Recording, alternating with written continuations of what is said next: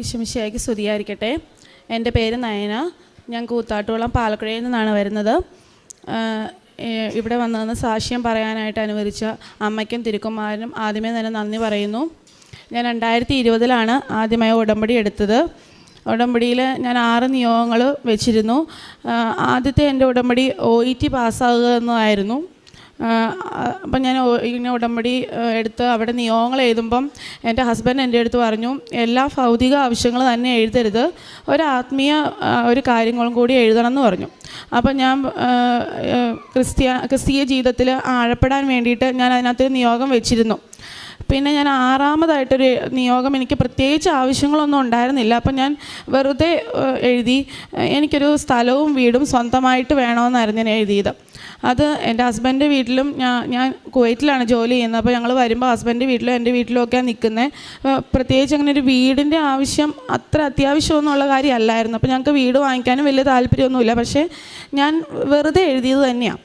അപ്പം അങ്ങനെ ഞാൻ അതൊക്കെ എഴുതി ഇവിടുന്ന് പോയി കഴിഞ്ഞ് ഉടമ്പടി എടുത്തതിന് ശേഷം ശരിക്കും ഞാൻ ക്രിസ്ത്യാനിയൊക്കെയാണ്, ക്രിസ്തീയമായിട്ടൊക്കെ ജീവിക്കുന്നുണ്ട്. ഞായറാഴ്ച പള്ളിയിൽ പോവും, കുമ്പസാരിക്കും, പക്ഷേ യോഗ്യതയോടൊക്കെ കൂടാതെ കുർബാന സ്വീകരിക്കുകയൊക്കെ ചെയ്യുന്ന ഒരാളായിരുന്നു. പിന്നെ പ്രാർത്ഥിക്കാൻ ആരെങ്കിലുമൊക്കെ പറഞ്ഞാൽ ഞാൻ പ്രാർത്ഥിക്കുകയും ചെയ്യും. പ്രാർത്ഥന ജീവിതമൊക്കെ ഉണ്ട്. പക്ഷേ എന്നിരുന്നാലും ഉടമ്പടി എടുത്തതിന് ശേഷം എൻ്റെ ജീവിതത്തിൽ ഭയങ്കര ഒരു മാറ്റം ഉണ്ടായി. എനിക്ക് കുർബാന കാണാനാണ് ഞാൻ പോയിക്കൊണ്ടിരുന്നത്. പക്ഷേ ഈ കുർബാന ഒരു അനുഭവമാക്കി മാറിയത് എനിക്ക് ഭയങ്കര ഒരു അത്ഭുതമായിരുന്നു. കാരണം ശരിക്കും ഒരു വിശുദ്ധ കുർബാന എങ്ങനെയാണ് സ്വീകരിക്കേണ്ടതെന്ന് ഞാൻ ഈ ഉടമ്പടി എടുത്തതിന് ശേഷം ഇത്രയും പ്രായമായിട്ട് എനിക്ക് അത് പഠിക്കാൻ പറ്റിയത് ഈ ഉടമ്പടിയിലൂടെയാണ്. അതുപോലെ തന്നെ വീട്ടിൽ ജപമാല ചൊല്ലുമ്പോഴാണെങ്കിലും എൻ്റെ ഹസ്ബൻഡ് മുട്ടയെ കുത്തി എന്ന് ചൊല്ലുമ്പോഴും ഞാൻ എവിടെയെങ്കിലും റിലാക്സ് ആയിട്ട് ഇരുന്നായിരുന്നു ഈ ജപമാലയൊക്കെ ചൊല്ലിക്കൊണ്ടിരുന്നത്. അതിൻ്റെ ഒരു ഇതെനിക്ക് അറിയില്ലായിരുന്നു. അപ്പോൾ ഒന്നും ഞാനൊരു ഓർത്തഡോക്സ് സഭയിൽ നിന്ന് കാത്തലിക്കിലോട്ട് മാറിയ ആളാണ്. അപ്പോൾ എനിക്ക് അത്രയൊന്നും ഒരു ഇതൊന്നും അതിനുണ്ടായിരുന്നില്ല. അപ്പം ഞാനിങ്ങനെ പിന്നെ ഈ ഉടമ്പടി എടുത്തതിന് ശേഷം എനിക്കിങ്ങനെ ജപമാല ഇങ്ങനെ എത്ര എണ്ണ ചെല്ലണേന്ന് പോലും എനിക്കിങ്ങനെ, അപ്പോൾ ഒരു ദിവസം ഞാനിങ്ങനെ എണ്ണാൻ തുടങ്ങി. അങ്ങനെ ഞാൻ 20 ജപമാല വരെ ചൊല്ലാൻ തുടങ്ങി. പിന്നെ എനിക്ക് മുട്ടുമേ നിന്ന്, എനിക്ക് മുട്ടിനൊരു കംപ്ലയിൻ്റ് ഉണ്ടായിരുന്നു. ആ ഒരു പേരും പറഞ്ഞ് ഞാൻ മുട്ടയിലൊന്നും നിൽക്കത്തില്ലായിരുന്നു. പക്ഷേ എനിക്ക് മുട്ടയിൽ നിന്ന് ജപമാല ചൊല്ലാൻ പറ്റി. അങ്ങനെ ഒരു ദിവസം കുർബാനയ്ക്ക് പോകുമ്പോഴും കറക്റ്റ് മുട്ടുകുത്തി നിൽക്കേണ്ട സമയം കഴിയാൻ വേണ്ടി ഞാൻ വെയിറ്റ് ചെയ്തുകൊണ്ടിരുന്ന ഒരാളാണ്.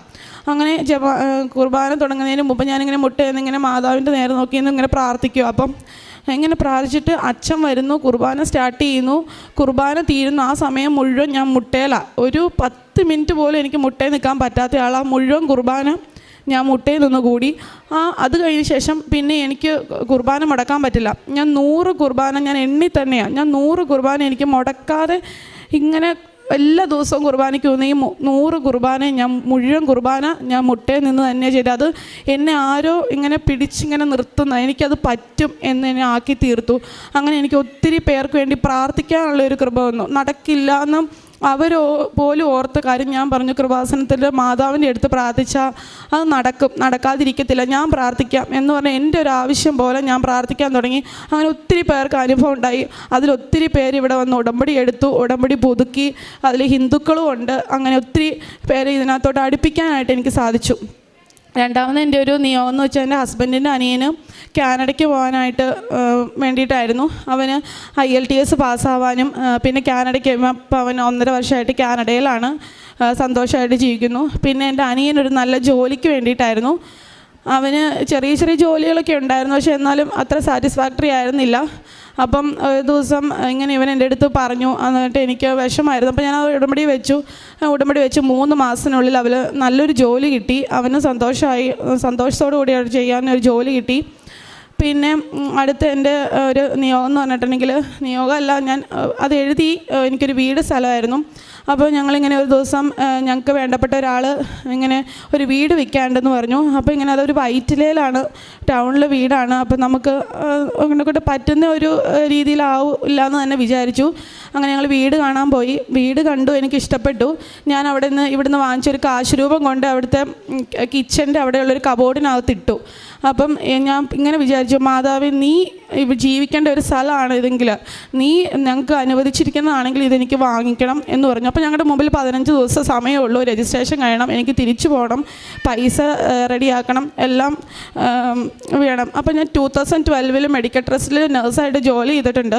അപ്പോൾ ഞാനിങ്ങനെ വയറ്റിലെ ബ്ലോക്കിലൊക്കെ കിടക്കുമ്പോൾ ഞാനിങ്ങനെ വെറുതെ ചിന്തിച്ചിട്ടുണ്ട്, മാതാവ്, ഇവിടെ എങ്ങനെ ഒരു വീടുണ്ടായിരുന്നെങ്കിൽ എന്ത് സുഖമായിരുന്നു, ട്രാഫിക്കൊന്നുമില്ല. അതിനുശേഷം ഞാനൊരു വർഷം കഴിഞ്ഞപ്പോൾ അവിടുന്ന് പോയി. എന്നാൽ കൂടി ഞാൻ മാതാവിനോട് അന്നങ്ങനെ പ്രാർത്ഥിച്ചു.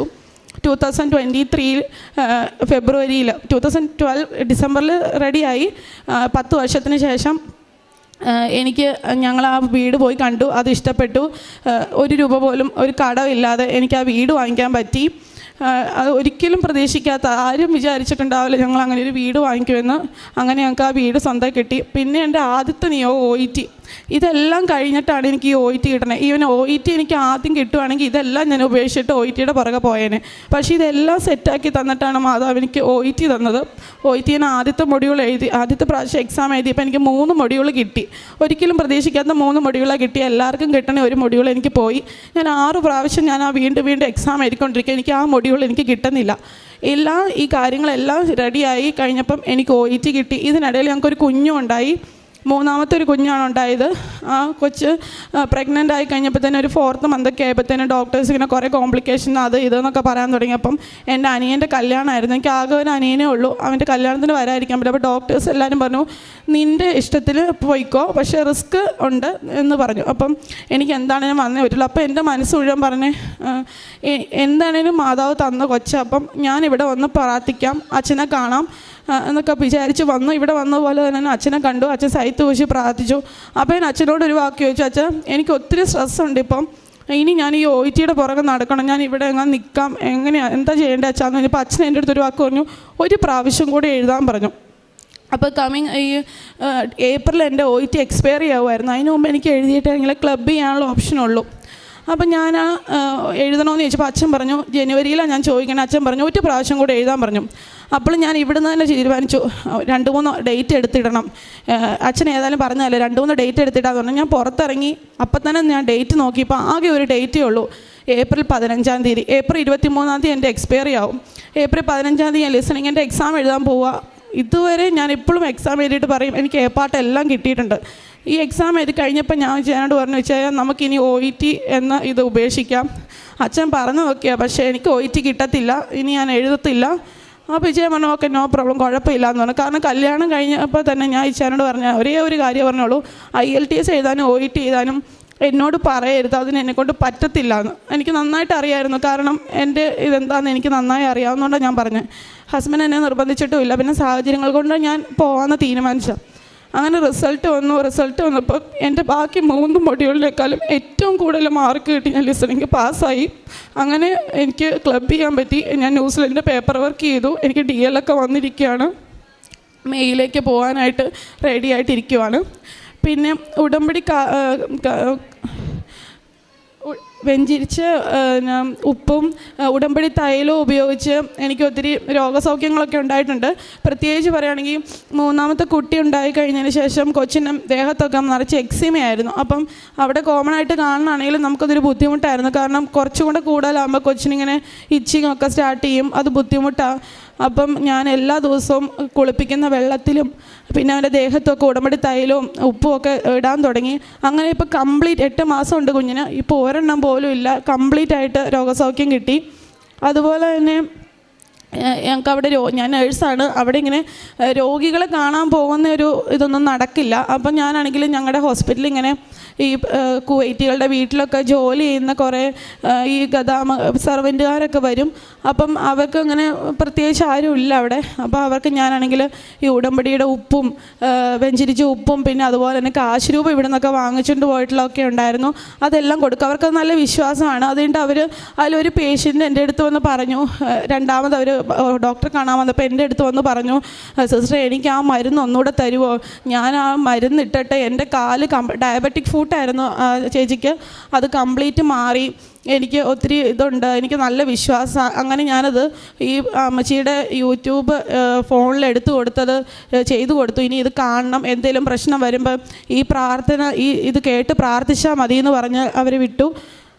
പിന്നെ ഇങ്ങനെ രോഗികളെ ഒന്നും കാണാൻ പോകാൻ പറ്റുന്നത് ഞങ്ങൾ സ്ഥിരമായിട്ട് എല്ലാ മാസവും ഒരു നിശ്ചിതമായ പൈസ കൊടുക്കുമായിരുന്നു. പിന്നെ അതുപോലെ ഈശോയെ മാതാവിനെ അറിയാത്തവർക്ക് കൂടുതലായിട്ട് അത് പറഞ്ഞു കൊടുക്കാനൊക്കെ ശ്രമിക്കാൻ തുടങ്ങി.